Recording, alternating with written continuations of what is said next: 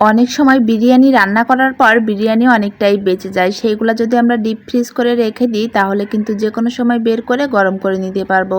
তার জন্য কিছুটা পেঁয়াজ কুচি করে নিয়েছি আর নিয়েছি ডিম। আমি এখানে ডিমটা খুব ভালো করে ফেটিয়ে তারপর এই যে ভেঙে ভেজে নিচ্ছি আর কি, একটুখানি লবণ দিয়ে, আর দিয়ে দিচ্ছি বেশ কিছুটা পরিমাণ পেঁয়াজ এবং ডিমের পরিমাণটা যদি বেশি দেওয়া হয় তাহলে ভালো লাগে।